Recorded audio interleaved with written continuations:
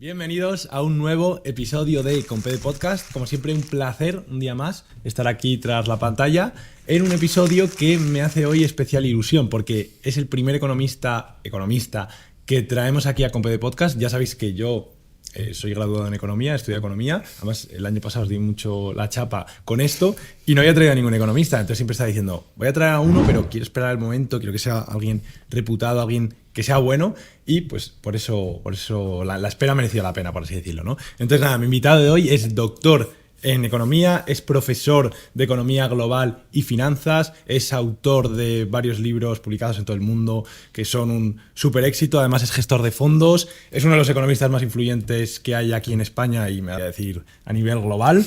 Bueno, de hecho tienes varios premios y te han galardonado varias veces con ellos, o sea que sí.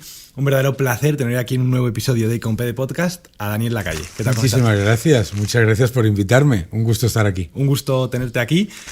Hoy vamos con una cantidad de temas que he seleccionado. No había traído a ningún economista, así que vamos a tocar un poco, lo que comentaba antes cuando hemos venido aquí, que ayer repasando un poco el Monkey y demás, que a mí me parece un manual de economía bueno para incluso entrevistas, ¿sabes? Para preparar entrevistas. Así que he seleccionado un poco los temas así mainstreams que más o menos todo el mundo entiende y que todo el mundo más o menos puede seguir y comentarlos, ¿sí? Adelante, claro. Adelante. Vale, pues mira, en primer lugar, así ya yendo con todo, quería comentarte el tema de que hemos estado hablando en el coche, en tu opinión, de la economía como ciencia. ¿Cuál es tu opinión sobre si economía es una ciencia social, siquiera lo considera más una filosofía?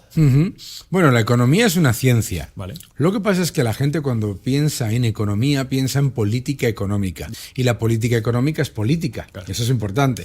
Entonces, claro, dicen, es que los economistas no se ponen ustedes de acuerdo en políticas económicas. Claro, porque la económica es política. Claro. Y las preferencias marginales de los ciudadanos con respecto a que consideran que es la prioridad en una sociedad, pues informan su forma de analizar la economía. Pero la economía es una ciencia, ¿vale?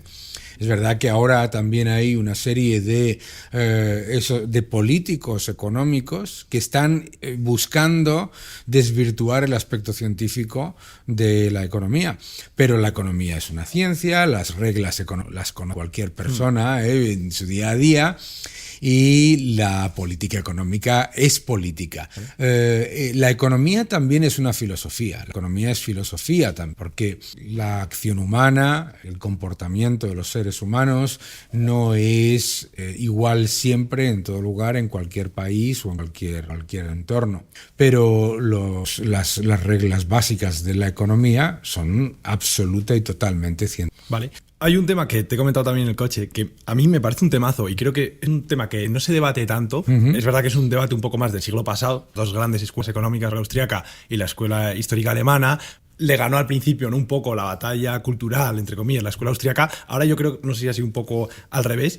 Entonces, bueno, de lo que siempre se le ha acusado a la escuela austríaca, quiero ir más a las críticas que se le han hecho, es que puede ser una pseudotecnología social y lo comparan con algunas pseudoterapias, con organismos vivos y demás, porque no tiene este carácter, vamos a decir, cuantitativo de metodología de análisis de datos, materialización y demás. Lo hemos estado antes comentando un poco en el coche y me parece súper interesante un poco ¿cuál es tu opinión sobre la economía? Vamos a ver, la economía austríaca lo que hace es entender que la economía es parte de la acción humana y que la acción humana no es un modelo que pongas en una hoja de Excel, ¿de acuerdo? Eso no significa que no tenga metodología, ¿no? Eso es una idiotez, con todos mis respetos, no, y sin ningún tipo de respeto, a toda esa gente que lo que intenta básicamente es precisamente introducir el sectarismo y el pensamiento único, ¿no? Que ni siquiera es el keynesianismo, es el neo-keynesianismo. Que hay que recordar que si el pobre Lord Maynard Keynes no sé, pues saliese como un zombie de su ataúd o de su cementerio, se llevaría las manos a la cabeza ante lo que hoy se llama keynesianismo, ¿no? Porque no tiene absolutamente nada que ver con lo que y luego en los escritos de Lord Keynes. Podemos dividir esas dos escuelas, la escuela austriaca y la escuela keynesiana. La escuela keynesiana es la que básicamente te intenta decir que el Estado tiene un poder y una capacidad superior a las familias y las empresas y que se rige por reglas reglas diferentes. La teoría austríaca no niega que el Estado se pueda regir por reglas diferentes, pero lo que te explica es por qué, que la razón por la que el Estado se puede regir por reglas diferentes es porque tiene la capacidad de obligarte a entregar tu libertad, a entregar tu dinero y la capacidad coercitiva de imponer, ¿no?, que sus desequilibrios fiscales los pagues tú, es otra cosa. Y una pregunta, ¿cuál dirías que es el...? Porque hay un libro, Acemoglu, en el que comenta sobre qué es lo que hace ¿Por qué fracasan los países? Fracasan los países. El más común, de hecho, de Acemoglu, nosotros el desarrollo económico lo hemos estudiado mucho, Sí. porque es verdad que tiene papers, pero claro, hemos estudiado más sus papers, no que tanto sus sus libros. Efectivamente. Pero tiene papers muy interesantes, además estableciendo causalidad que aplicaba ahí documentales y utiliza y demás, pero él le da mucha importancia a las políticas económicas. Claro. En cómo fracasan los países. Claro. Al principio, en la introducción, comenta un poco esto, ¿no? Que verdaderamente lo que hace que un país se desarrolle más que otro son las políticas. ¿Cuál es tu Efectivamente. opinión? No, es completamente correcto. O sea, muchas veces los ciudadanos perciben que las políticas económicas no importan, ¿no? Que la economía se mueve por factores muy diversos, que es cierto, y que las políticas económicas en realidad no importan, ¿no? Que actúan sobre los aspectos marginales, pero no es cierto, ¿no? Las políticas económicas importan mucho, porque son políticas de incentivos y desincentivos. Incentivos al crecimiento económico generan mayor progreso. Desincentivos al crecimiento económico generan estancamiento y destrucción, ¿no? Y sobre todo, pues para mí hay un factor absolutamente clave, además de la política económica, es la política económica unida a la política monetaria. Ya. Es la idea de que el Estado, simplemente porque emite una moneda, tiene la capacidad de inventar riqueza de la nada, ¿no? Algo que es absolutamente falso. Y el impacto de esas políticas monetarias y fiscales en la economía son muy claros y desde luego se puede perfectamente entender que China era un país de miseria y de bajísimo crecimiento y bajísima prosperidad hasta que abre su economía, introduce la propiedad privada, introduce la libertad empresarial, etcétera, con todo tipo de otros, pero hay un antes y un después, ¿verdad?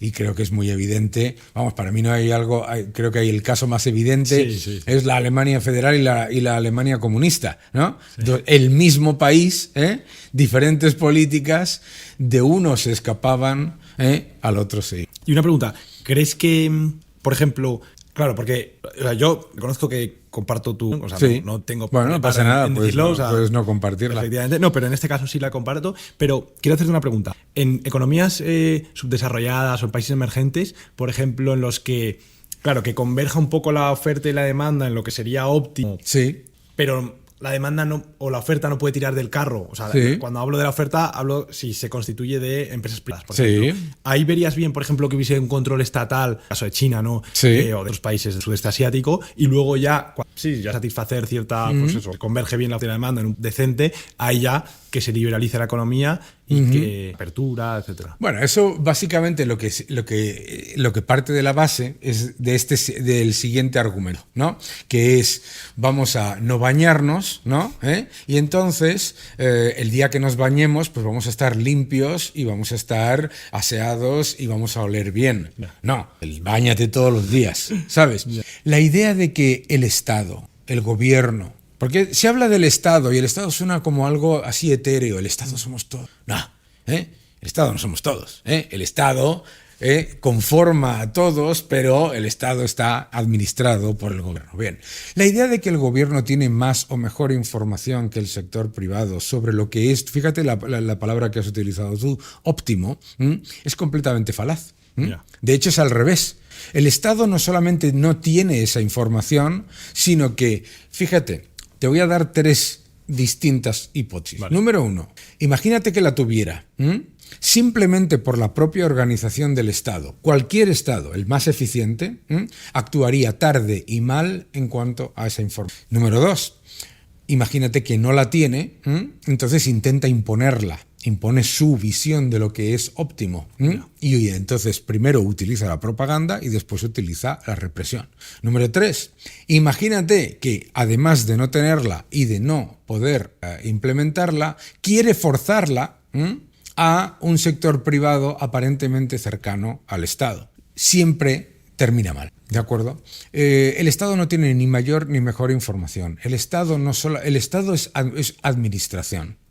Es como si tú en una empresa tienes contables, tienes porteros, tienes financieros, tienes gestores, tienes comerciales, etcétera, ¿no? Es como si tú dices, los que llevan las cuentas, mañana van a decidir la estrategia de la... Claro, vas a tener un problema, ¿no? O sea, la cooperación... El Estado tiene que entender cuál es su posición, y su posición es la administración de recursos escasos. El Estado no tiene ni la potestad, ni la capacidad, ni el conocimiento, ni el incentivo de llevar a cabo ninguno de esos factores que tú dices. No solamente no los tienes, es que no tiene el incentivo, porque cuando tú estás administrando los bienes y servicios creados por otros, o los recursos generados por otros, y estás utilizando recursos generados por otros para tu administración, lo que siempre vas a hacer es decir que el problema ha sido de falta de recursos. Ya. Entonces el Estado no tiene esa... No existe ninguna economía, por otro lado, en la que el sector privado no pueda atender la demanda del sector de los ciudadanos, o que la demanda... ¿Sabes? No existe. Ya. En el momento aparece una necesidad, inmediatamente aparece todo un engranaje. Lo que hay que poner son las facilidades para que eso ocurra. Vale. Claro, muchos te dicen, no puede pasar, y perdona que me extienda, no puede pasar en economías emergentes porque hay mucho riesgo. ¿Y por qué hay mucho riesgo?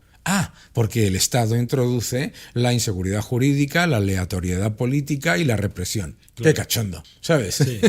De hecho, además, justo de esto que comentas, recuerdo que me tocó a mí exponer un paper de unas aldeas en Indonesia que para la hora de las construcciones de carreteras y demás, organismos internacionales ponían la pasta. Claro. Y luego se auditaba, había cierta aleatoriedad para que una de las variables independientes era aleatoria, por lo tanto ya había causalidad y tal.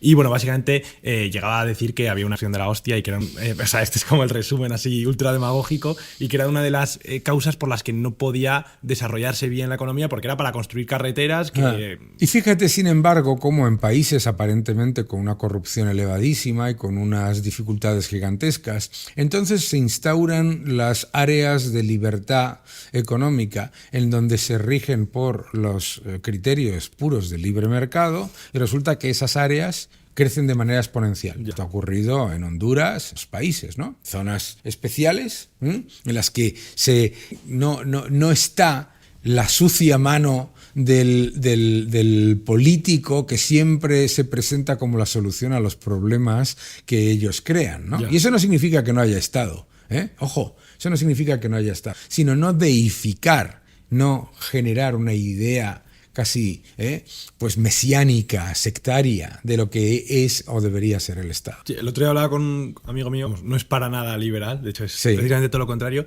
y él me decía que debía ser el Estado el que tenía que estar, subyugado, pero tenía que estar, que tenía que servir al individuo, y no el individuo servir al Estado. Bueno, claro, efectivamente, pero qué curioso, dice, tiene que ser el Estado el que sirva al individuo y no el individuo servir al Estado, pero no es liberal, por lo tanto... que me parece muy bien, pero por lo tanto lo que está diciendo es que el Estado va a subyugar al individuo para convertirlo en cliente dependiente y rehén. O sea, el Estado es como cualquier otro ente extractivo. Es un ente extractivo y no pasa nada si lo entiendes como tal. Es un ente que extrae riqueza, administra y luego hace una serie de repartos que nosotros entre todos acordamos. Pero es un ente extractivo. Cuanto más poder le das al Estado, siempre va a hacer todo lo posible. ¿Por qué? Por defenderse a sí mismo. En realidad funciona como un virus. Los virus, a veces, los virus son positivos. Los virus, en un organismo, ¿sabes? Para cuando te ponen una vacuna, el virus, te están inoculando un virus, ¿de acuerdo? El Estado funciona como un virus extractivo. Si tú pones demasiado, no te curas. Lo que haces, no estás fortaleciendo tus defensas. Lo que estás, de hecho, es constantemente absorbiendo la riqueza que genera el país y poniendo al individuo como dependiente de ese Estado. Vale. quiero ir también un poco con... Bueno, es que lo que te he comentado un poco, tengo un poco de todo, ¿vale? Lo que tengo quieras. Impositiva, tengo de todo. Si te parece bien, te pregunto un poco qué mejoras harías en España. Ah, sí. Y porque esta pregunta me sirve para empezar luego a irte un poco a las otras que vienen un poco a coalición. Así que, ¿parece bien eso? Adelante, ¿Qué preguntas harías? adelante. Aquí no hay malas preguntas, sino malas respuestas. ¿Qué mejoras incorporarías en España? Bueno, yo creo que muchas, ¿no? Yo creo que la primera, la más importante y la más urgente y la que no se ha hecho nunca, Vale. ha sido la reforma de las administraciones públicas. Vale. Unas administraciones públicas que nadie está diciendo que desaparezcan, sino que pasen de ser freno y burocracia a facilitadoras. Vale. Es relativamente sencillo. Y además haría el trabajo de los servidores públicos muchísimo más atractivo, muchísimo más entretenido y desde luego mucho más enriquecedor. Yo lo llamo crear una autopista administrativa que lo que haga es retirar burocracia, retirar normativismo, etcétera. Claro, eso fastidia mucho a los políticos porque los políticos se vanaglorian del número de leyes y el número de normas que aprueban. Fíjate que el otro día leí un tuit de un político que decía: hemos aprobado 540 leyes. Pues eso debería ser un problema en sí mismo, ¿no? Ya. Eso es lo primero. Lo segundo, una reforma fiscal. Pero cuando en España reforma fiscal se dice las dos palabras y enseguida tú lo primero que has pensado es en subida de impuestos. Cada vez que hay reforma fiscal es subida, ¿de acuerdo? No. Lo que hay que hacer es una bajada generalizada de la traba impositiva que tiene la economía española. Los impuestos no se ponen porque el Estado gaste X y necesite recaudar X. Es una falacia. Los altos impuestos no son una herramienta para reducir la deuda o reducir el déficit, son una herramienta para perpetuar la alta deuda. Entonces hay que bajar los impuestos para fortalecer la economía y sobre todo porque los impuestos tienen que reflejar la realidad económica de un país. España no es un país de Lamborghinis, como dice el presidente del gobierno, ni es un país de grandes empresas. Menos de un 1% de las empresas de España son grandes, la mayoría son no pequeñas, sino microempresas. Entonces la fiscalidad, nosotros tenemos una fiscalidad de país ultra rico en una economía de empresas y familias pobres. Me agrada que hayas tocado el tema de la fiscalidad porque era un tema que te quería comentar y además voy a añadir yo algo y es que yo ahora tengo un podcast pero como autónomos que creo que no hay nada más poco igualitario que la cuota autónomos. Sí. O sea, creo que precisamente se pretende recaudar mucho y demás, pero verdaderamente lo que estás haciendo es que estás desincentivando que las personas que suelen hacer dinero, que es autónoma, está nada de clase media baja. Media claro. baja. Y claro, si tú le tienes que obligar. De hecho, mira, ahora estoy yo además montando una plataforma de salud mental. Bueno, estamos haciendo muchas cosas, ¿vale? Uh-huh. Y claro, me ha pasado con muchos psicólogos que he contactado que me dicen, joder, es que no puedo ejercer como psicólogo, no porque no tenga el máster habilitante, que es una movida que me da una pasta, o sea, punto número uno, no porque no tenga una carrera de 4 años, también tal, no, sino porque es que tengo que pagar una cuota. No me puedo permitir. Y no me puedo permitir la cuota, que son 80 euros al mes la reducida, es cierto. Yo en mi caso, por ejemplo, pago la alta porque al ser autónomo y ser societario y demás, pues pagas la alta. Pero vaya, que muchos no pueden ejercer como psicólogos. Claro. Precisamente por eso, ya te digo, imagínate la de cantidad de gente que hay. Pero bueno, y luego con el tema de la burocracia y demás, para abrir una sociedad, ya te digo, con todas las facilidades. En mi caso, pues podcast va bien y demás, pues sí que tengo recursos y tal, y he podido montarlo medianamente rápido, pero han sido varios meses. Entre que contactas con el abogado o el gestor, te abren la cuenta del banco, que si te salta el compliance y no sé qué, muchas veces ocurre, más luego la sociedad, más luego el registro mercantil, que han tardado 1 mes y medio en aprobármelo la administración pública, porque eso es competencia de la administración pública. Vamos, que es una barbaridad. De hecho, nosotros me acuerdo, dándote un poco el paper los papers de los que te comentaba de desarrollo económico, que hablábamos de la burocracia y de hecho esto hay papers, rigurosos y serios, que a más burocracia, menos desarrollo económico, por ejemplo. Pero bueno, eso no es lo que te quería comentar, aunque sí que te lo decir. Sí. Es el tema de la teoría impositiva. ¿Qué reformarías tú en cuanto a los impuestos? Es decir, por ejemplo, agravarías más, la renta o menos la renta o más el consumo y menos la renta. ¿Cómo harías tú? Bueno, lo primero que tienes que hacer, por supuesto, es entender que hay unos impuestos que tienen un impacto mucho menor sobre el crecimiento económico y la inversión y otros que tienen un mucho mayor, ¿no? Entonces es normal que los países que tienen elevados impuestos tengan sobre todo elevados impuestos indirectos. Yo no soy particularmente defensor de que se suban los impuestos indirectos y se bajen los impuestos directos. Yo soy defensor de que se bajen todos, vale. ¿no? Porque son todos muy altos. O sea, me dicen, no, es que habría que subir el IVA al 25%. Claro, qué gracioso eres, ¿no? ¿Sabes? No, yo creo que es que hay que bajarlos todos. Y sobre todo hay que bajarlos todos porque es que los han subido todos. No es porque digas, ¡hola, el loco! No, es que los han subido. En los últimos 8 años hemos tenido 60 y tantas subidas de impuestos, ¿sabes? Se han subido los impuestos a los seguros, se han subido los impuestos al consumo, se han subido los impuestos al ahorro, se han subido los impuestos al patrimonio, se han subido los impuestos a los inmuebles. Si compras algo, te suben los impuestos. Si vendes algo, te suben los impuestos. Si pones algo en una subasta en el Wallapop, te quieren poner un impuesto. Si recibes una propina, te quieren poner un impuesto. Te quieren poner impuestos en todo. Hay que bajar los impuestos porque nos están intentando colar la mentira de que hay que pagar muchos impuestos para tener un estado de bienestar potente. Si la persona que dice eso realmente se lo creyese, debería estar indignado con el hecho de que se gasten 5.000 millones en A330, 5.000 millones económicos, 10.000 millones en transición ecológica, 5.000 millones en asesores de los ministerios, los miles, ¿entiendes? Sí. Sin embargo, no dicen nada de eso. Te dicen, no, es que hay que pagar. Ya. En realidad, los impuestos no se fijan para garantizar el estado del bienestar. El estado del bienestar se puede fijar y garantizar perfectamente con impuestos bajos. De hecho, los países de nuestro entorno que tienen impuestos mucho más bajos que España tienen mejores estados de bienestar. Lo que pasa es que se tiene que utilizar la propaganda y la amenaza. Vale. Propaganda número 1. Tú te tienen que vender que tu estado de bienestar es el mejor del mundo. La mejor sanidad del mundo, la mejor educación del mundo y los mejores servicios públicos del mundo, porque lo dice Patatas, es decir, porque lo dice el gobierno. Mentira, ¿sabes? Primero, únicamente demostrable con países que gastan mucho menos y que tienen mucho menos impuestos y que tienen mejores servicios. Segundo, eso es la propaganda. Segundo, la amenaza.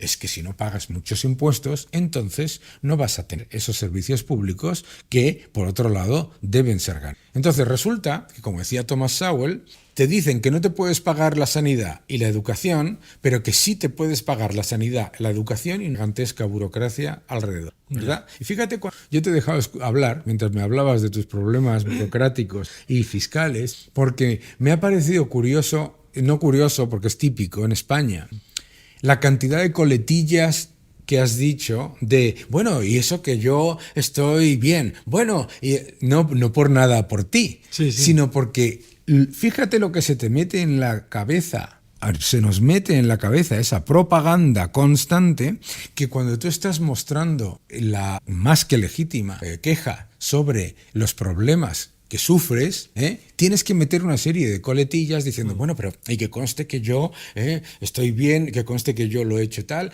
¿sabes? No, en mi caso era para que la crítica Ya. fuese más legítima. No, es decir, que yo estoy bien. Claro, pero es que pero vuelvo a repetir, es que la crítica es legítima. No, sino es para es para que te des cuenta, y los que nos están escuchando y viendo, que la propaganda es tan incesante que cuando estás diciendo lo que acabo de decir yo sobre los impuestos, un montón de gente dice, yo soy el primero que está encantado pagando impuestos. La mayoría de la gente lo dice. No, ¿cómo voy a estar encantado? No, señor.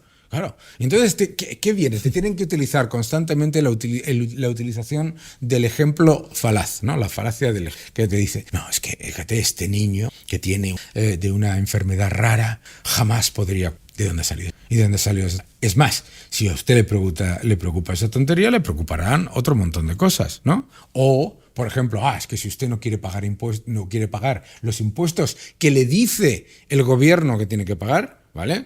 Y eso se dice lo que debe, si usted no quiere pagar esos impuestos, entonces no puede pedir servicios públicos, participar de la actividad pública, tener un contrato público, no. Si tú tienes un contrato público, mi querido amigo, tienes que defender el expolio. ¿De dónde ha salido eso? ¿De dónde ha salido eso? Todo eso es, fíjate a lo que vamos al principio. El Estado es un ente extractivo que siempre tiene que utilizar propaganda y la represión para que tú seas dependiente. Muy interesante. Hemos estado hablando también del crecimiento, ¿no? Económico. Comentabas el tema de la Agenda 2030. Ahora hay un afán Y bueno, hay personas. A mí me parece una teoría interesante, como mínimo para debatir, que en la que se establece que hay que decrecer, que hemos crecido mucho, sí. que somos. Que yo no creo que seamos tantos, sino que somos mucho. Y la gente, algunos perfiles que dicen hay que decrecer, el crecimiento y demás. ¿Cuál es tu opinión sobre esta teoría? Venga, vamos a hacerlo. Vamos. Venga, vamos a decrecer. ¿De acuerdo? ¿Cuánto? Claro. No me lo preguntes si yo ni puta idea. No, pero vamos a hacerlo, porque esta es la... Vale. vamos a hacerlo. Este debate lo he tenido yo con la gente. Vamos a ver. No, es que los países ya son demasiado ricos, los ricos son demasiado ricos y crecen, entonces tienen que crecer menos. Muy bien, vamos a empezar a decrecer. Entonces, ¿cuánto tienen que decrecer los países ricos? Este debate lo he tenido yo con un autodenominado científico del clima. Vale. ¿Con quién fue? Yo qué sé, se llamaba a sí mismo científico del clima, imagínate, todavía me estoy recuperando. Decía, no. Mínimo, ¿y qué le decía yo? Un 2%. Un 2% anual decrecemos los países desarrollados. Bueno, no, eso no es suficiente, tiene que ser más. Un 4%. ¿4%? Vamos a ver, ¿qué empieza a pasar en el país rico? Empiezas a hacer pobres en el país rico, ¿de acuerdo? Vale. O sea, claro, ¿qué es lo que le pasa a toda esa gente que está parada, a toda esa gente que está en el segmento más bajo, etcétera, etcétera? Se hace muchísimo más pobre y mucho más. ¿Qué es lo que le pasa a los países en vías de desarrollo? ¿A quién le exportan los países en vías de desarrollo? A los países ricos, ¿no? Entonces, ¿qué van a dejar de comprar y qué los mandas a la pobreza? A esos países todavía más. La teoría del decrecimiento parte de una mentira muy repetida y muy creída entre la gente joven ahora, que es alucinante, que es que la riqueza es algo estático y que lo único que tienes que hacer es repartirla. Y la riqueza o se crea o se destruye. No existe el concepto de la riqueza estática, esto es lo que hay y yo lo voy a repartir. No es Esta ley de mesa, conservación, ¿no? la única razón por la que existe un valor de esta mesa es porque yo te lo puedo vender a ti un poco más caro, más barato. La única, ¿de acuerdo? Entonces, en el momento en el que tú decides cercenar la actividad económica y que no haya crecimiento, estás asumiendo que el valor de las cosas va a continuar permaneciendo. Es falso. Claro. Y en la destrucción no es ni siquiera es en hoja de Excel como se lo plantean los de crecimiento, sino que es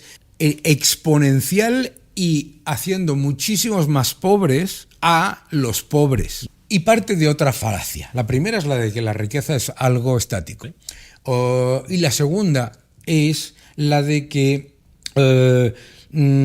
la riqueza solamente puede venir de consumir los recursos naturales del planeta y por lo tanto nos vamos a quedar sin planeta. Dicen que es que hay 10 límites planetarios que hemos excedido hace mucho tiempo. ¿Quién ha hecho ese cálculo? ¿Y quién es el desorientado que ha hecho ese cálculo? Porque, para empezar, todo lo que estamos viendo a nuestro alrededor, tú y yo, son ejemplos de cosas que se hacen con muchísima más eficiencia y utilizando muchísimo menos recursos naturales que antes, ¿de acuerdo? Y la otra es la idea de pensar que los recursos naturales tienen valor si no se utilizan. ¿De dónde ha salido eso? Los recursos o se utilizan o no son recursos. ¿Entiendes?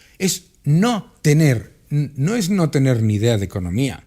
Es tener toda la idea de querer crear una sociedad de seres dependientes de un poder político. Y es muy importante la parte exponencial que te he dicho antes. Vale. Porque la gente que dice la teoría de decrecimiento piensa que con el decrecimiento los ricos se harán más pobres y los pobres se equipararán. Al contrario, es una teoría maravillosa para que las élites se hagan todavía más ricas y los pobres todavía más pobres. Porque si yo ya estoy en la autopista y tú decides esa estupidez y la implementas, hundes a cualquiera que esté trabajando para entrar en la autopista. Y yo, que ya estoy en la autopista, tengo recursos para buscar la forma de protegerme con inflación, la fiscal y confiscatoria, y buscarme formas de proteger mi patrimonio. ¿Entiendes? Vale. Me ha gustado mucho tu opinión respecto a este tema. También, muchas veces se argumenta,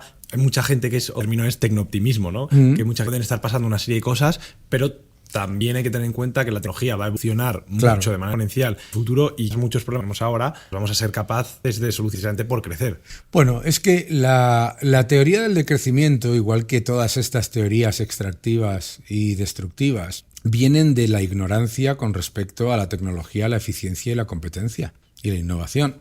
Para analizarlo, lo más fácil es irte a las expectativas, afirmaciones del Club de Roma, que decía que literalmente hace 24 años, estamos hablando en el año 2024, hace 24 años nos habríamos quedado sin agua, sin petróleo, sin carbón y sin trabajo.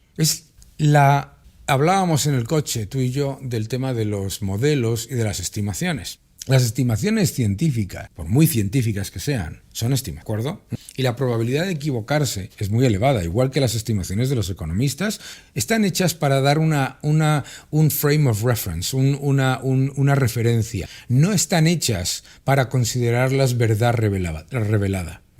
Porque incluyen toda una cantidad de elementos que cambian, que destruyen completamente su conclusión. Y la primera es esta que te digo. A este ritmo de producción de petróleo y de consumo de petróleo nos quedaremos sin petróleo en el año 99. El propio Matt Simmons, que escribió el libro de Anochecer en el desierto, que decía que se iba a acabar completamente la producción de petróleo de Arabia Saudí y por lo tanto después del resto del mundo, hace 2 décadas, casi, o más, o un poco menos de 2 décadas, pues fíjate. ¿Y qué hace Arabia Saudí? Proveerles al día, los días, tranquilo. Es que los recursos, la idea de que los recursos son finitos con límite de caducidad, es una mentira. Es una mentira empírica. Es plausible, ¿sabes? Es plausible. Yo te digo, esta es la cantidad de lo que hay, esto es lo que consumimos, se va a acabar. Es una teoría plausible. Eso en Hollywood se llama el nugget, ¿no? Es en un guión, algo que es plausible pero es falso, ¿sabes? ¿Y por qué es falso? Porque ignora la eficiencia, la tecnología, la regeneración de esos recursos. El agua se va a acabar. Perdona, no se acaba. El agua no es un recurso, mentira, ¿sabes? Etcétera, ¿no? Yo creo que eso es importante entenderlo porque al final lo que tienes que entender es que las teorías del decrecimiento, la teoría de que hay que acabar con el crecimiento de la población, la teoría son todas teorías de control de la humanidad. Son todas teorías creadas por gente que tienen como objetivo el totalitarismo. El totalitarismo no se vende fácilmente, ¿sabes? Si yo te digo a ti que va a venir un estado totalitario que te va a controlar todo y que al que le vas a deber todo y que tú no vas a tener nada, te vas a acabar. Pero si te digo neta, si te digo que es por el bien de una estimación que hay científico del clima, ¿sabes? Es lo mismo que si te viene, es lo mismo que, o sea, cuando hacemos estimaciones los economistas dicen, no, es que los economistas siempre ¿quién va a hacer? ¿Los cocineros? ¿Sabes? Claro, es que las estimaciones no están para confirmarse en un 100%, están para dar un marco de referencia. Sí, bueno, esto es lo que veo, ¿no? De que es verdad que se acusa mucho a los económicos que predicen mal, pero también es verdad que la tecnología que hay para predecir falta bastante para... No, pero tampoco da igual. Yo llevo en el mercado muchísimos años y por mucho que avance la tecnología cuantitativa y los modelos matemáticos y todo eso, los robo-advisors y los modelos matemáticos y la gestión cuantitativa no te predice un crash de mercado o un cambio de... No es eso, es que da una referencia. A mí hay toda una serie de trolls, ¿no?, que de vez en cuando me sacan una entrevista que yo hice en marzo de 2020 en el que decía, a este ritmo, a este paso, el paro llegará al 35% y se destruirán 1 millón de empresas, ¿no? Y me dicen, ¡ve!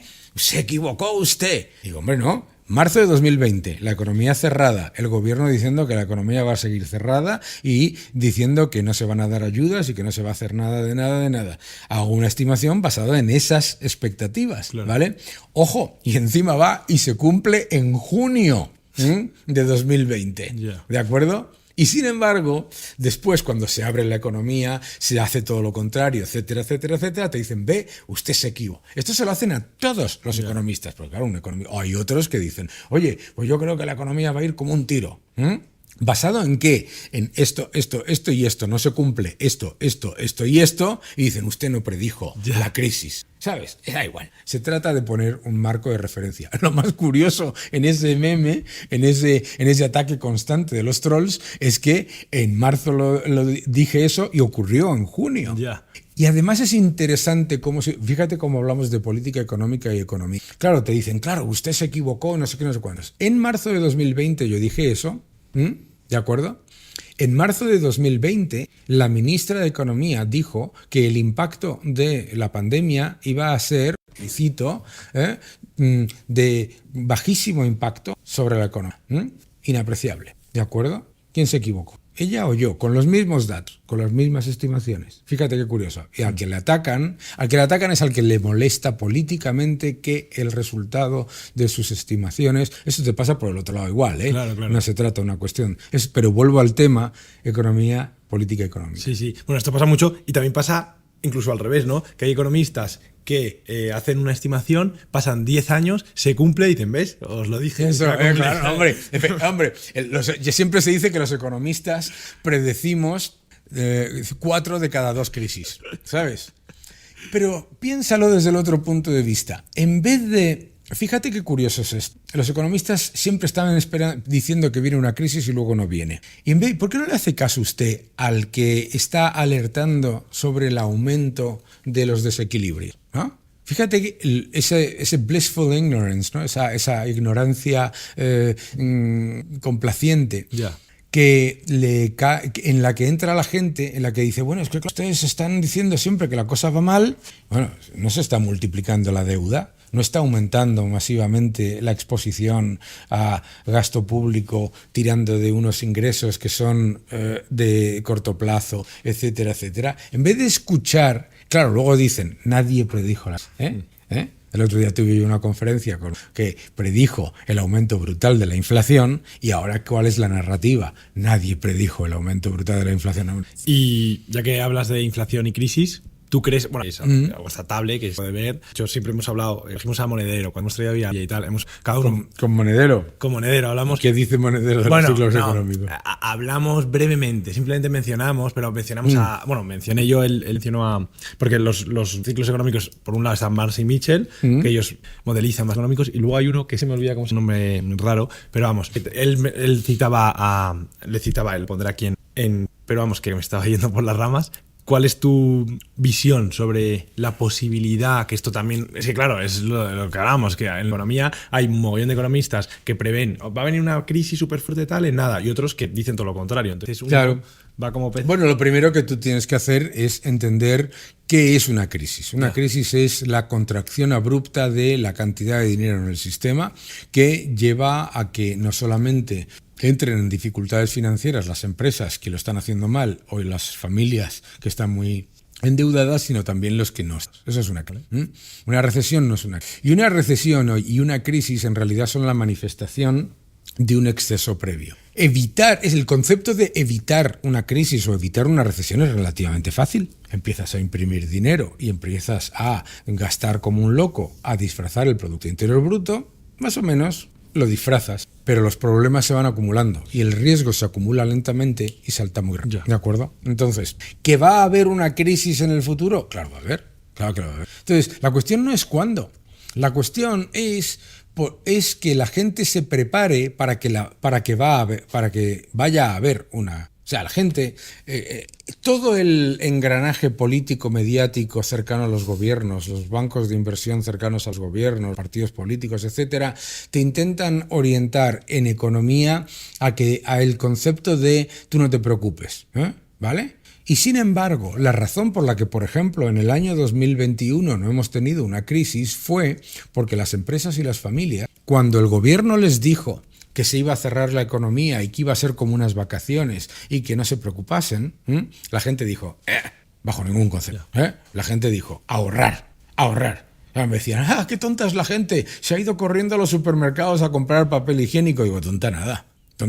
En el momento en el que escuchas al gobierno decir que no va a pasar nada, teme lo peor, ¿de acuerdo? Entonces, prepárate para las crisis. No entres en el debate de si este señor, Niño Becerra, te ha dicho que la crisis va a pasar en el año 2022 o el 23. Si lo que está informando su estimación de que va a haber una crisis está ocurriendo. Número uno, se está aumentando masivamente la deuda pública a pesar de que hay récord de ingresos y a pesar de que la economía crece. Número dos, tirando de turismo y tirando de fondos Next Generation, el Producto Interior Bruto per cápita no crece en este país, ¿no? La productividad cae.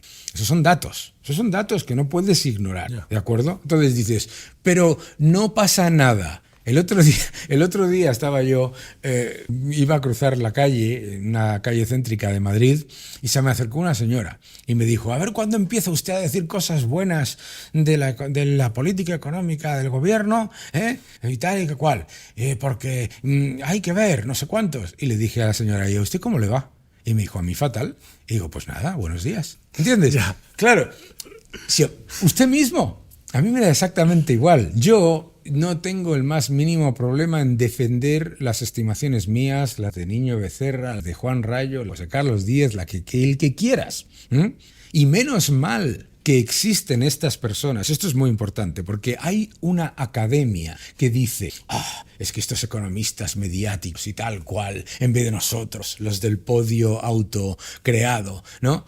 Menos mal que existe la gente que se está informando y son distintas ideologías, José Carlos Díez, Becerra, Juan Rayo, uno mismo, etcétera, etcétera. Menos mal, porque si no, toda la información que te llegaría a ti sería del lado vendedor, el gobierno, ¿sabes? O sea, al final, el poder que tiene el gobierno a la hora de... Y no es una cuestión del gobierno de Sánchez. No existe un solo gobierno en el mundo que haya dicho, señores, prepárense que el año que viene una crisis aquí de 3 países. Ninguno, en ningún país, ¿vale? Por lo tanto, caer en el error de pensar que lo que tú tienes que hacer es lo que hay toda una academia cuyo rol es simplemente justificar toda y cualquier acción gubernamental y todos los desequilibrios estatales, pues caer en el error de que eso, que es perfectamente legítimo, que yo lo llamo el lado vendedor, ¿no? Vale. La gente que está vendiendo algo, ¿no? Hazle caso al lado. Y cuando la gente le hace caso al lado comprador, entonces no hay crisis, porque entonces se preparan, o sea, los ingleses lo dicen, ¿no? Prepare for the worst if you want the best, ¿no? Prepárate para lo peor si lo que quieres es lo mejor. Claro. Si te preparas para lo mejor, que es lo que nos pasó en la crisis de 2008, qué tonto eres, le tienes envidia al modelo español, España, la Champions League, las cajas públicas son las mejor reguladas, bla, bla, bla, bla, piñazo. Fíjate qué maravilla la sociedad española, cómo se ha preparado. Cada vez que le dicen que España va como un cohete, dicen... Bueno, has comentado muchas cosas muy interesantes. Me agrada que hayas mencionado el típico debate que hay, que este es un debate que en el ámbito mainstream no se tiene, pero entre la academia y los economistas mainstream, ¿no? Como la gente, los economistas mediáticos, ¿no? Sí. Hay mucha, decía yo que vengo, en mi carrera es verdad que los profes que hay son profes de la academia, es gente muy buena y que está muy citada y tal. Entonces, bueno, siempre está ese debate. A mí, yo no tengo opinión, yo estoy... A mí es que lo que tenemos que entender, primero, lo más importante, los profesores universitarios que están dando economía, la inmensísima mayoría, en nuestro país, en España y en el mundo, son héroes. Son héroes. Son gente que está haciendo un trabajo súper difícil, en el que además no tienen ningún tipo de incentivo y tienen un montón de problemas. Por lo tanto, mi reconocimiento primero a todos ellos. Yo no me refiero a eso, ni mucho menos a la gente que quiere escribir papers sobre el impacto de la gira de Taylor Swift en la economía. Adelante, be my guest. Siempre se dice que se hacen muchos papers de economía, se hacen muchos menos que de medicina. Por lo tanto, no tengo el más mínimo. El problema de todos nosotros y de todos vosotros, es la gente que se autoeleva a un podio que A, no existe y B, no se lo han puesto. La gente que se autoconsidera la verdad revelada porque patatas. No, mira... En esta vida hay una cosa maravillosa que es el mercado y la gente escucha a eso que tú has llamado los economistas mediáticos por 3 razones claras. Número 1, porque explican las cosas de manera que las entienda la gente, no para intentar justificar su puesto, ¿vale? O sea, cuando tú dices la economía no es difícil, la economía es muy fácil. Ahora, siendo aquí de todo, siete, porque es que la IPS, tal cual, no sé qué, no sé cuánto, dejas de escuchar. Claro. ¿De acuerdo? Que también, y eso no significa que no haya un espacio. La diferencia es esa gente que se tiene creído que su posición, que además no existe, es una idea creada en su imaginario de que son una especie de, no sé, pues de verdad revelada o de sacerdotisos de la verdad universal, que es pues como, a mí me recuerda a esa gente de la cienciología que te encuentras en Los Ángeles, que te cuenta que ellos tienen la verdad, gracias, te vas al Starbucks. También habíais comentado el tema del ahorro, lo importante que es el ahorro. Claro. Además, esto en economía a la gente a veces le sorprende, pero esto es más viejo que la tos. O sea, una de las claves del largo plazo es el ahorro, porque precisamente el ahorro permite que se aumente, ¿no?, la oferta de fondos prestables, y esto hace que bajen los tipos de interés y que aumente, ¿no?, y que va a crecer un país. ¿Tú crees que esto es así? Hombre, primero, el progreso está basado en el ahorro y la inversión prudente. El estatismo te tiene que convencer de que el ahorro es malo y de que lo que importa es el consumo. El consumo es una segunda derivada del ahorro y de la inversión, ¿de acuerdo? El ahorro, entonces te intentan vender que es como tener fondos ociosos. Claro, es que si ahorras, consumir, pues prefiero subirte los impuestos y ya lo consumo yo. Es un gran error. El ahorro es dinero que está trabajando en el sistema y que está financiando inversión y que está financiando originación de préstamos, etcétera, etcétera. Por lo tanto, el ahorro es la clave del progreso. Y mucha gente dice, claro, es que yo no puedo ahorrar. A mí, en un país como España, me parece un insulto a nuestros abuelos y a nuestros padres que haya gente que diga que ellos no. De verdad, me parece un insulto porque, primero, claro que puedes ahorrar. Otra cosa es que pienses que ahorrar es una cantidad gigantesca, ¿sabes? Pero, por ejemplo, si los ciudadanos españoles, como se entere el Estado ya verás, si los ciudadanos españoles, en vez de gastar una media de, creo que son 200 euros anuales en lotería, pusiesen esos, media creo que es, y creo que la cantidad que he dicho es pequeña, pero supongamos que son 200 euros. Si en vez de gastar 200 euros en lotería, pusiese esos 200 euros, los mismos, en invertir capitalización compuesta en los mercados financieros, en bolsa, etcétera, y no estuviesen mirando, es que por aquí, por allí, tal y que cual, sino que para adelante tendrían un patrimonio muy significativo.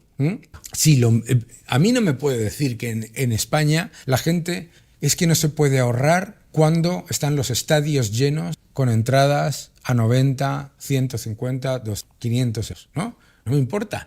No me importa el ocio, ¿entiendes? No pasa absolutamente nada. Pero no puedes decir que no se puede ahorrar. Vuelvo a repetir, simplemente lo que te decía de la lotería. No, olvídate de todo lo demás. Imagínate que todo lo demás no puedes hacer nada. Pero en España, en particular, en juego, si tú inviertes esa cantidad en bolsa, esa misma que estás ya gastando, en vez de regalársela al Estado, a cambio de la ilusión de que has visto en la televisión que en un pueblo de no sé dónde les han tocado 1 millón de euros, cuando la probabilidad de que te toque a ti es prácticamente inexistente. Me da exactamente igual. O sea, ¿sabes lo que te quiero decir? Sí. La idea de no se puede ahorrar está desmontada por la realidad del consumo de los ciudadanos españoles o de los ciudadanos de cualquier país, ¿no? Y claro, una de las razones por las que el ciudadano medio no puede ahorrar es debido al alto precio del alquiler. Claro. ¿No? Entonces, hace poco creo que salían unos datos que el precio alquiler de una habitación oscilaba, entonces, si no recuerdo mal. Y aquí está el gran debate económico sobre qué hacemos. ¿Controlamos los precios de las viviendas o ampliamos la oferta? ¿Cuál es tu postura? Pues claro, pues puedes hacer lo que quieras. Ahora, si tú pones controles de precios de los alquileres, yo te recomiendo que te intentes buscar un apartamento en Ámsterdam o en Austria o en Viena o en Berlín y me cuentes la experiencia. O sea, es muy fácil decir, vamos a contar los precios de los que yo sé más porque soy político. Y entonces vamos a controlar el precio de los alquileres. Venga, hazlo, ¿vale? Pues yo tengo un piso y lo quiero alquilar. Y tú dices, no puedes alquilarlo por más de 500 euros. Ah, ¿no? Vienes tú y me dices, lo alquilo por 3.000. Hecho. ¿Qué es lo que pasa? ¿A quién estás perjudicando realmente? A los que no se lo pueden permitir. La única manera de reducir los alquileres es aumentando la oferta. Lo que pasa es que los gobiernos te tienen que intentar vender que no es un problema de oferta. En Madrid te dicen, hay que ver cómo está el precio de los alquileres en Madrid, hay que ver cómo está el precio de los alquileres en Madrid. Y dices, ¿dónde? Yo en el centro, yo en el barrio de Salamanca, Salamanca, Chamartín, no mucho más de Atocha, ¿sabes? Yo ahí, hombre. Claro, ¿sabes? ¿Tú te has escuchado a algún norteamericano en Nueva York decir, no, yo en 57 con la tercera o no? ¿Sabes? Claro. Entonces, tienes que entender que la única manera de hacerlo es aumentando la oferta. Claro, y los políticos te tienen que decir que la única manera de hacerlo es controlando el precio de los alquileres. Pero claro, los políticos tienen un interés que no es ese, no es que bajen los precios de los alquileres, sino ir expropiando la riqueza, y fastidiando a los propietarios, ¿de acuerdo? Entonces, pero bueno, el ejemplo está ahí. O sea, la evidencia está en que, claro, decía el otro día leía en una propaganda de Más Madrid, fíjate, que decían, nosotros queremos hacer como en Viena, donde el precio del alquiler medio son 600 euros al mes. Y yo le decía, sí, quiero ahora que usted vaya a Viena e intente alquilar un apartamento por 500 euros. Hágalo. Claro, te dice, no, es que nosotros hemos dicho que son 500, que es lo que te dice el Ayuntamiento de Viena, claro. Nosotros hemos dicho que 500 euros al mes. Sí, no, si usted puede decir lo que le dé la gana. Claro. Esto es como lo del control de precios. Como el control de precios. No, es que yo he dicho que no se puede vender el aceite a más de 5 euros el litro. Be my guest. Sí, es que los gobiernos no bajan los precios. Los gobiernos suben los precios porque se lucran de la inflación. De todos los agentes económicos, el único que se lucra de la subida de precios vía impositiva y vía de dilución del poder adquisitivo de la moneda y por lo tanto dilución de los compromisos adquiridos y financiados es el Estado. Entonces, es como decir que vas a darle el poder de bajar el precio de la cocaína a Pablo Escobar? Bien, ya. Una utopía, ¿no? No es una utopía, es una mentira. Las utopías son fantasías que son difícilmente alcanzables. Esto es una mentira. No lo sé. En Regreso al Futuro creo que había un fax volador, ¿de acuerdo? Eso es una utopía, ¿vale? Pero eso no es una mentira. Probablemente puedes hacer un fax volador. Me parece bien. Claro, estamos hablando un poco de, verdaderamente todo esto ha venido a coalición de las mejoras que implementaríamos en España. Y sí. Al fin y al cabo, teoría económica, pues siempre salen estas, ¿no? Sí, claro. El temazo, para mí también, o sea, hemos hablado de vivienda, hemos hablado de impuestos, hemos hablado de productividad. De lo que no hemos hablado aún es de pensiones, que al fin y al cabo las pensiones acaparan gran parte del presupuesto general del Estado. Sí. Casi todo el gasto público va ahí, es una losa que es un tema que siempre como que... Bueno, los economistas sí que lo intentan tratar, pero los políticos lo pasan como de refilón, claro. Porque como es un problema que ya se verá en el futuro, pues y sus mandatos duran 4 años, pues claro. Que se lo coma el siguiente. Un poco rollo Keynes, lo de a largo plazo todos calvos, ¿no? Pues es un poco la que sueltan. También está el gran debate económico, ¿no? Sé que a veces parece que estoy un poco vulgarizando, ¿no? Entre una u su alternativa, evidentemente la economía es muy compleja y a veces... Pero bueno, para que lo entienda un poco la gente, pues dos caras de la moneda que hay, sí. ¿No? Y en las pensiones se habla de capitalización o las pensiones de reparto, las típicas de... ¿Cuál es tu modelo idóneo? ¿Cuál crees que sería tu modelo idóneo? Primero, en pensiones no hay un modelo idóneo. Lo sé. Pero, de hecho, luego quiero pero lo importante es entender lo siguiente. En el modelo de reparto, que es el que tenemos en España, todos los jubilados, la inmensa mayoría, voy a asumir que a lo mejor hay alguno que no lo dice, pero sí. Todos los jubilados dicen lo siguiente: yo he cotizado toda mi vida y me merezco una pensión. Curioso, es la defensa empírica de un modelo de capitalización. Ya. Entonces, ¿por qué consideras que un modelo de capitalización es negativo? Porque esperas que la capacidad represiva y coercitiva del Estado vaya a compensar tu falta de inversión, ¿de acuerdo? Tú dices, he cotizado toda mi vida, entonces en realidad he pagado un impuesto a que le crujan a impuestos a mis hijos y a mis nietos y que condenen a mis nietos a la mayor tasa de paro de la OCDE. Eso es lo que estás diciendo sin querer, ¿no? Ya.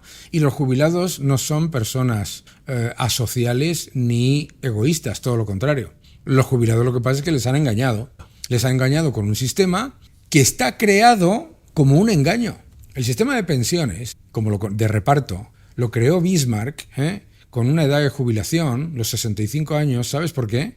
Porque la mayoría de la gente se moría antes de los 65 años. Entonces te decía, no te preocupes, que yo te voy a dar una pensión cuando llegues a los 65 años. Y la gente se moría antes y, por lo tanto, los que sobrevivían recibían una pensión. Es una manera de crear, de hecho es un objetivo militar. Buscaba crear soldados leales al Estado. Claro, si yo te digo, muere por el Estado, muere por el gobierno, tú dices, ahora si yo te digo, muere por el Estado, muere por el gobierno, que a lo mejor tu mujer y tus hijos reciben una pensión. Tú me dices, a lo mejor sí. ¿Entiendes? Entonces, el sistema de reparto no tiene ningún tipo de sentido tal y como se ha planteado ahora, que es que una jubilación sea un salario. ¿De acuerdo? Porque haz el cálculo. Incluso una persona que ha cotizado 40 años, todos los años de su vida, etcétera, etcétera, y lo ves en términos de lo que está recibiendo, pues resulta que en los 10, 12 primeros años ha consumido todo lo que ha cotizado, ¿no? ¿De acuerdo? Entonces, el Estado te está dando lo que se llama un derecho que es que es contingente, derecho contingente. ¿Qué significa un derecho contingente? Que ya veré si te pago. Contingente significa que ya veré si te pago. Tú estás pagando a un sitio donde se pierde, ¿vale? Y la seguridad social está quebrada. La seguridad social de España está quebrada. Esto es un dato empírico. La seguridad social hoy tiene una deuda de 116.000 millones, ha necesitado 30.000 millones de rescate de un Estado deficitario y endeudado, y la deuda de la seguridad social, a pesar de que nos han crujido impuestos a todos y han aprovechado la inflación para lucrarse, ha subido un 9% en el último año. ¿De acuerdo? Datos. 116.000 millones. Pero eso es la punta del iceberg.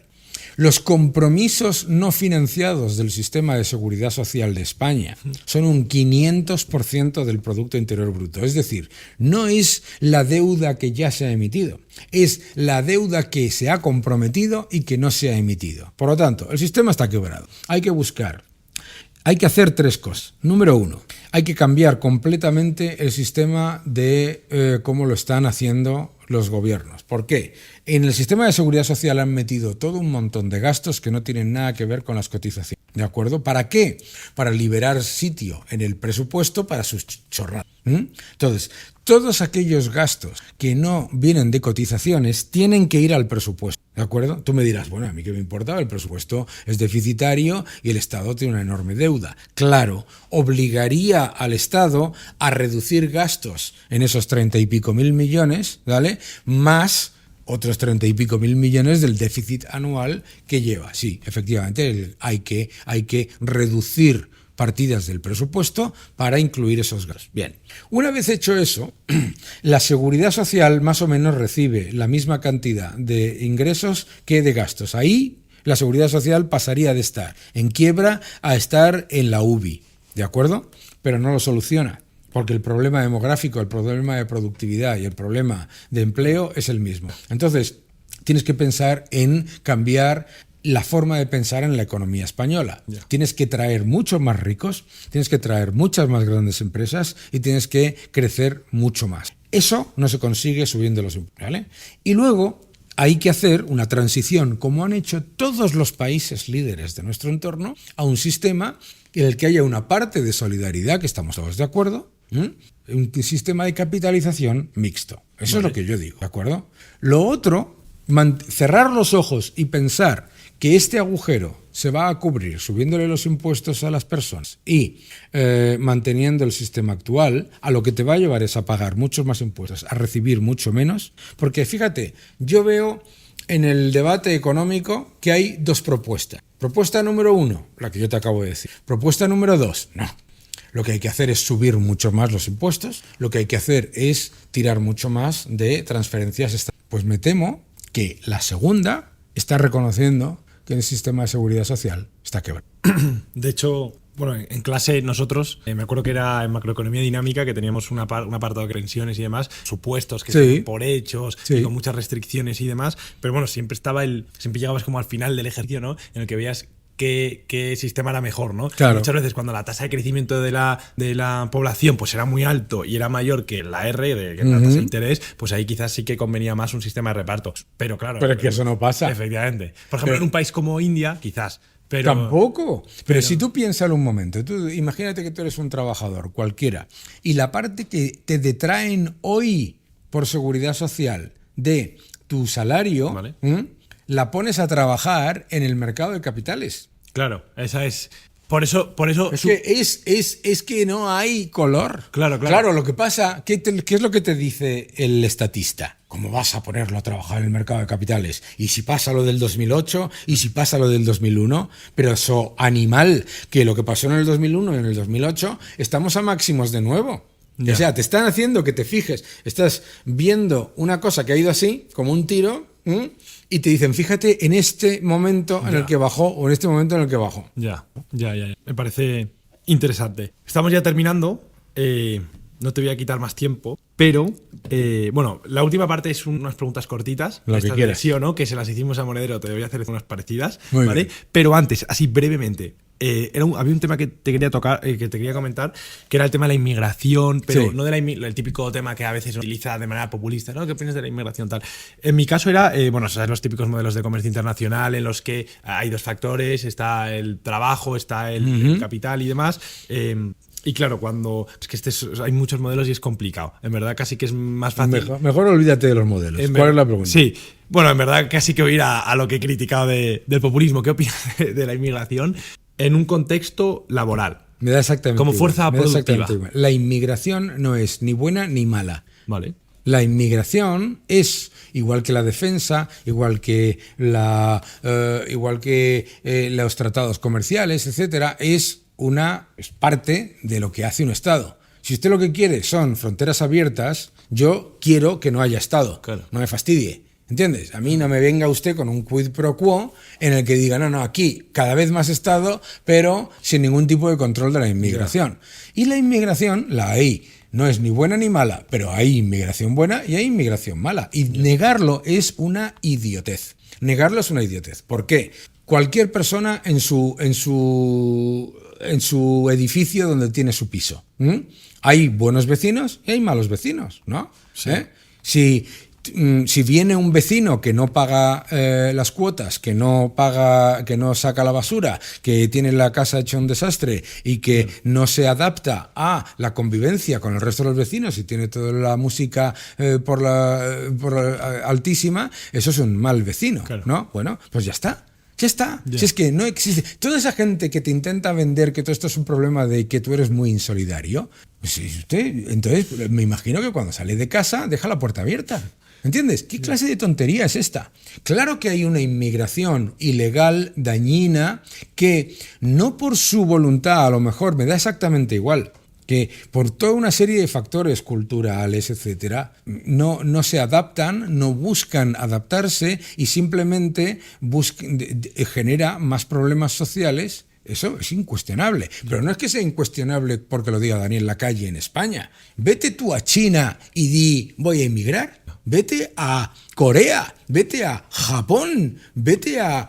O sea, ¿de dónde estamos sacando de repente que esto del control de la inmigración es una novedad que se le ha ocurrido a una gente que es como muy facha? Ya. Porque dice, no, es que los españoles somos un país de inmigrantes. Efectivamente. ¿Me puede decir usted cuántos emigraron ilegalmente? ¿Y me puede usted decir de todos aquellos que emigraron cuántos fueron a vivir en guetos en los que no se siguen las reglas del país, en los que se instaura una regla particular de una religión particular y en los que no se iba a trabajar sino a percibir subvenciones de Estado? Entonces, ¿de qué estamos hablando? Ya. La inmigración es una política más del Estado. Si tú eres antiestado en todo, pues entiendo que quieras inmigración abierta y fronteras abiertas. Pero fíjate qué curioso. Si no tuvieses Estado, no habría inmigración ilegal, obviamente. Pero además no habría la inmigración ilegal que genera los problemas que se han generado en Suecia, en Holanda, en Alemania o en Francia. ¿Por qué? Porque al no haber Estado no habría subvenciones a mantener a esta pobre gente convertidas en una subclase dependiente, que es el objetivo. Ya. El objetivo de estos que van de solidarios con el dinero de los demás no es pobre gente que está yéndose de Senegal, etcétera. No, es crear una subclase dependiente y votantes rehenes. Ese es el objetivo. Vale, Muy pues bien. Yo creo que con esto está más que terminada la entrevista. Mil gracias, Daniel. Ahora nos despedimos bien, pero vamos, preguntas cortas. Muy si te bien, parece. las preguntas cortas. Son de sí o no o de Sí o respuesta no, corta, ¿vale? corto. Eso es casi prácticamente idénticas a las que le hice a Monedero, ¿vale? Muy bien, ¿no? Entonces, venga, político más brillante. El político del mundo. Bueno, Hoy. político más brillante, puede ser en España, puede ser en el mundo, si quieres decir España. Hoy, Hoy. O no, político más brillante. En Esta la te historia. La dejo abierta. en la historia, En la historia. para mí Ronald Reagan. Encima con el Rigonomics, no te he preguntado información. Bueno, eso lo dejamos para una segunda parte. Adversario intelectual y o político, adversario intelectual más brillante. Tuyo. Mío. Sí. Adversario político más brillante. Hombre, claramente Pedro Sánchez. Los impuestos son, Un robo. el Estado es, Coacción. el libre mercado es. Cooperación.